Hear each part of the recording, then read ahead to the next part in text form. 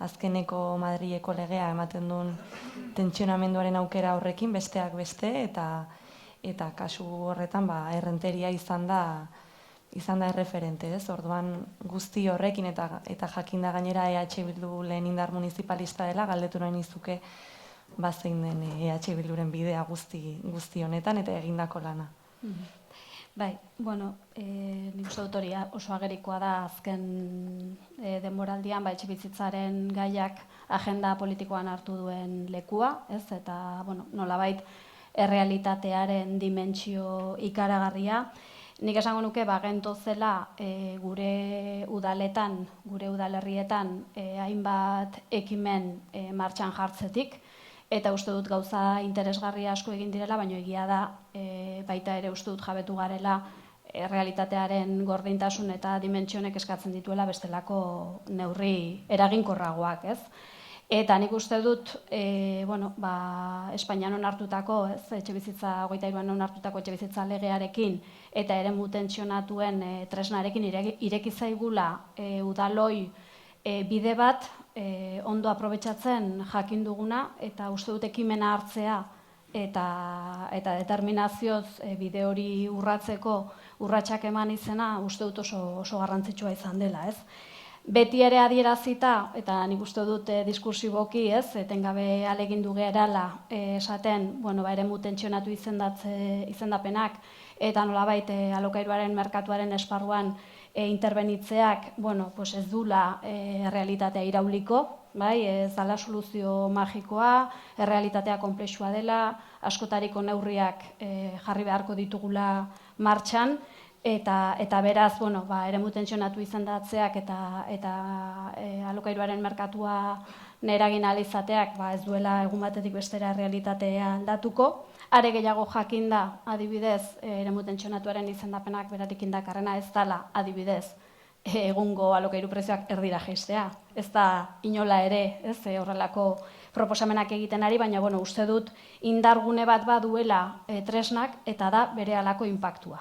Berehalako esaten dudanean, lehen ere aipatu dut tramitazioarekin urte eta erdi daramagula, beraz berehalako hori kako txartean jarriko dugu, baina egia da etxebizitza politikari dagokionez ia guztia da, epe ertain luzekoa, beraz berehalako tresna bat edukitzea, berehala interbenitzeko aukera emango diguna, uste dut ez dela gutxi, eta esango nuke baita, badagoela ere tresna honetan kultura aldaketa eragin dezaken elementu garrantzitsu bat, eta da merkatua interbenitzen dugula, edo merkatuari arauak jartzen dizkiogula. Eta uste dut, etxebizitzaren auziak ere eskatzen duen aldaketa kultural horren testu inguruan aportatzen duela elementu bat interesgarria dena, ez? Orduan, uste dut, esan bezala, soluzio magikoa ez da arren, berehalako neurri bat aplikatu ahal izatea eta merkatuari mugak jarri ahal izatea eta orain arteko hazkunde neurrigabeko hori, inolako logikari erantzuten ez dion hazkunde hori eten ahal izatea, garrantzitsua izango dela eta inpaktu bat edukiko dula, ez? Beti ere jakinik eta askotan komentatu izan dugu, esaten ari nintzena, ez? Neurri gehiago beharko ditugula merkatuan interbenitzeko eta etxebizitza politika iraultzeko, beharko dugula baita irla bezala ez jokatu. Azkenean etxebizitzaren errealitateak ez dituelako udalerriko mugak errespetatzen edo ulertzen, ez? Azkenean, lehen esaten nuen Donostialdeko logika horretan, beharko dugu alik eta udalerri gehien eremu tentsionatu izendatzea, benetan honek ekarriko dituen tresnen aplikazioak eragin bat eduki dezan, ez? Baina, nik uste dut importantea dela berehalako emaitza batzuk ikusteko neurriak hartu ahal izatea, eta gero nik bai epe ertainera eta epe luzera ere zer egin dezakegu eta zertan ari gara, ez? Nik uste epe ertaineko logika horretan ezinbestekoa izango dugula erabilera turistikoa mugatzea, eta horretarako hemen hiri antolamendurako planak erabiltzen ditugu, zuke lurraren antolakuntza aipatu duzu, pentsatzen dut antzerako tresna dela. Efektibamente uste dut dagoeneko udalerri askotan ari garela APOaren bidez erabilera turistikoa mugatzeko bidea jorratzen, iruditzen zaidana ezinbestekoa dela, eta uste dut baita apoaren aukera dago, baina bestela moratoria, apoa berritu bitarteko moratorien aukera ere hor dago, eta baliatzen ari gera, eta uste dut baita, eta bada herritarren artean dagoen kezka eta kontzientziaren ondorio ere, etxe bizitza komunitate askotan ari direla dagoeneko estatutu aldaketak egiten, nolabait ebitatzeko edo ekiditeko beraien etxe blokeetan, etxe bizitza turistikoak edo etxe bizitzaren erabilerari iskina egingo dioten bestelako erabilera batzuk egin ahal izatea da, uste dut importantea dela. Eta uste dute bertaineko logika horretan ere garrantzitsua izango dela etxe bizitza hutsa mobilizatzea.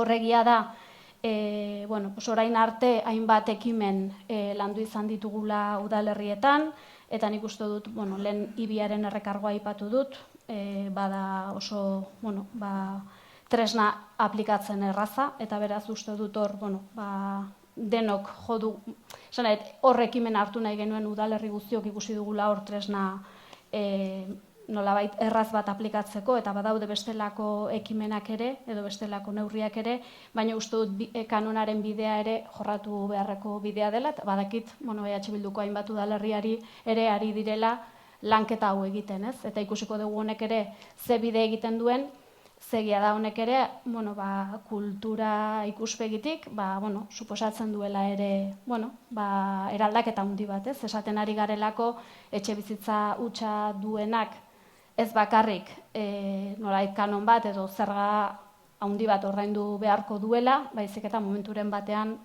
jabe hori behartu daitekela etxe alokairuan jartzera edo espropiaziora ere irits gaitezkeela. Beraz, uste dut ere bide bat dela, eraginkortasunaz harago, eduki dezaken eraginkortasunaz harago ere kulturalki beste logika batean kokatzen gaituena, ez? Eta uste dut importantea dela.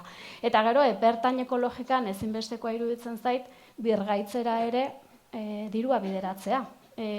Parkea dagoeneko existitzen dena baldintza ahalik eta honenetan mantendu behar dugu, eta uste dut ez dela gutxietsi behar birgaitzera bideratu beharreko alegina, ez?